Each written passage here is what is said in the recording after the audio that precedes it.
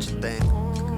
But Hey guys, it's Godbars here, the self-proclaimed hip-hop historian, and this is the 185th episode of my series where I grab a vinyl from my collection, talk about why I love it, what influence it has, and what its place is in the grand scheme of hip-hop.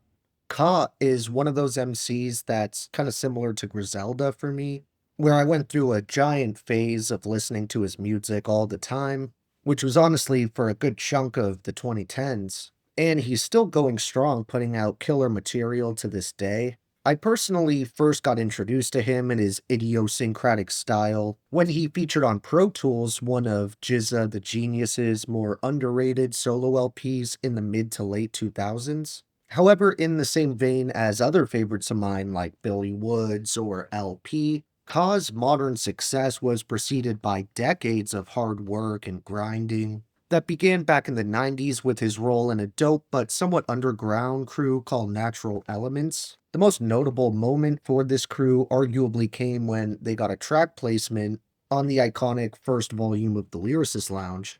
But while you do hear a bit of Ka in that song, for the most part he took kind of a back seat on the roster. From what I can tell, he isn't really featured in the album art for the group's projects or billed as one of the main three members, but in interviews about the topic, Ka has actually expressed how that was a personal decision where he felt he was whack and unpolished as an MC, and by proxy was holding the rest of the crew back. I don't know too much about that situation, but that extremely noble decision seems pretty in line with the same code of honor and ethics that he'll use as a reoccurring theme in most of his projects. Ka does this in a variety of ways, and he has a number of projects I'd love to get on vinyl and probably will at some point, like 2011's Ironworks, 2012's Grief Pedigree, 2020's Descendants of Cain, and A Martyr's Reward the following year in 2021.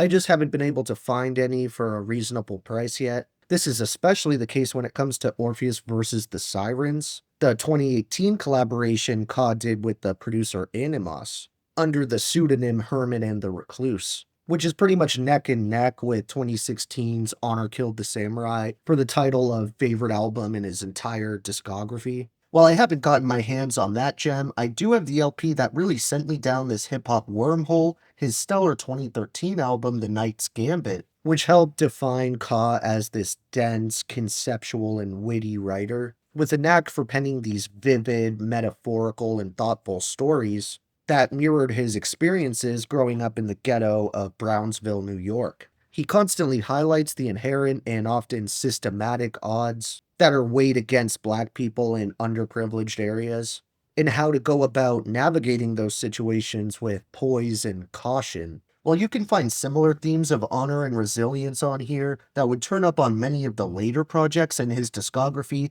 I think there's a strong argument to be made that The Knight's Gambit is one of the most concise and well executed concept albums of the last decade. Ka always puts a tremendous and admirable amount of effort into the overall experience an album can give the listener, which shows through the consistently amazing cover art and titles that will virtually always give a little hint as to the grand statement being presented. In this case, we get even more of that, as I actually think The Knight's Gambit is one of the most genius album names you could think of, and it could not feasibly be more perfect for this project in particular. On the more literal side, The Knight's Gambit can be likened to the chances someone in the hood is taking every single evening, just walking through their projects, trying to make it home. However, if you're familiar with the game of chess, you may have already caught the double-sided meaning here, as traditionally the term the Knight's Gambit is in reference to a situation where the knight piece is moved and then placed by a pawn square without actually capturing anything. From what I can find, the intended purpose of this move is to make a possible empty square sacrifice where the advantage can go either way, depending on the opponent's action. I'm honestly not very versed in chess at all. It's one of those games where I learn how to play it like once every 10 years, lose a few times, then forget how to play for another 10 years. But I can still grasp and understand the level of foresight and ingenuity that it takes to be a chess master. A kind of cool parallel I only notice now is Ka first appeared on my radar through his appearance on an album by GZA Wu-Tang Clan, as I mentioned at the start of the video.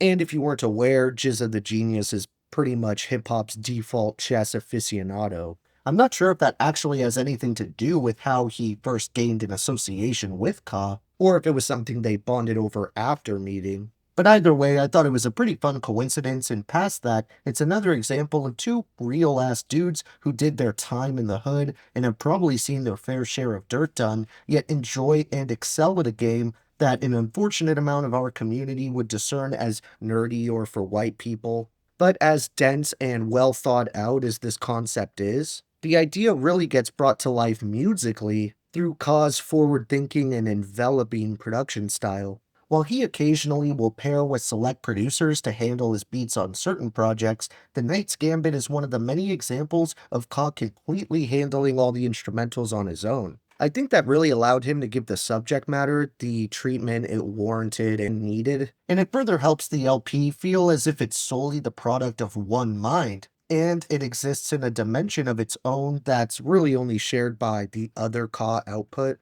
The very first song is a perfect intro that utilizes Ka's one-of-a-kind, slow but steady angle on rap music, with an incredibly grimy and sinister instrumental that couldn't do a better job of introducing us into this experience. Really, one of the only MCs I can think of who remotely operates in the same field is Rock Marciano, who isn't just the only feature on here, he's pretty much always the only guest appearance on any given Ka project if there is one. Even outside of their vocal and lyrical chemistry, I could see why he trusts Rock Marcy with this role, because both are such important pioneers of minimal hip hop, especially the no drums movement that really spread like wildfire through New York in the mid to late 2010s, as well as both having a good 10 to 20 years of grinding throughout the New York underground under their belt. Also, they're both examples of artists who hold a clear reverence for MF Doom and incorporate that four-bar structure in a respectful yet original way.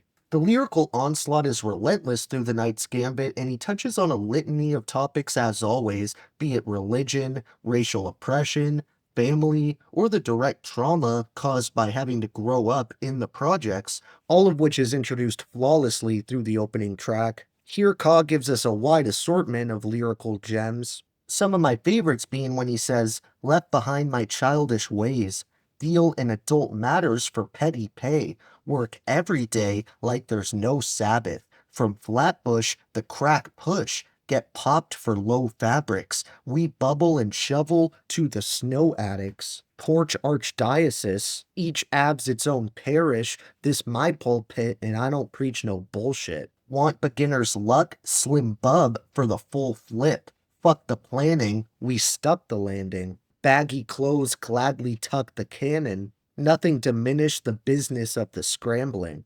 Need spinach, we ain't finished till we handling." He continues to give us relentless street wisdom throughout this entire verse, rapping, "Never scrape the plate, ate it all. Wanna reach for the ceiling, play the wall. We was boys on that back street, don't sing it, better bring it 'cause we pack heat. Dumb smelly in the underbelly trying to break through. When slabs crushed didn't have much, we made do. When heaters flying leave you lying, I stayed true. Might find at night times our lifeline debut.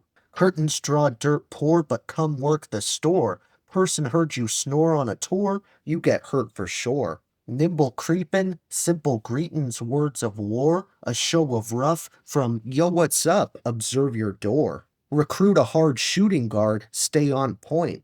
They come for dinner, it's a front and center display, long joint. Keep your wolf tickets, only cowards bought it. Here apes flex, you take steps and power forward. As I referenced earlier, this is a pretty unique album, in the sense that outside of that one Rock Marciano guest spot, we have absolutely zero outside names brought in to assist with setting the stage, both lyrically and production-wise. Yet these somewhat antisocial tendencies are a dire part of what separates Ka from just about everyone else in the genre, as he's one of the very few MCs who never has any frills or gimmicks, and it's resulted in him becoming a strong contender for the most consistent rapper of the last 15 years. For my honorable mentions, I have to shout out killer tracks like I'm Ready, Off the Record, Jungle, Barring the Likeness, Nothing Is, Soapbox, and Knighthood. When it comes down to my top 3 favorites overall for this thing,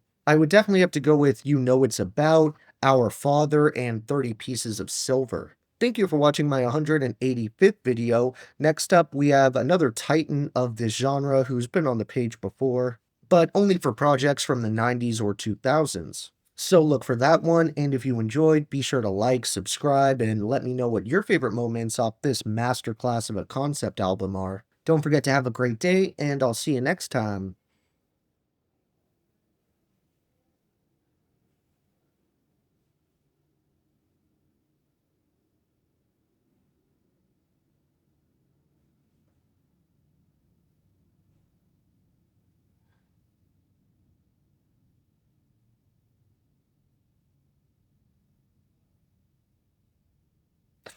Okay, alright.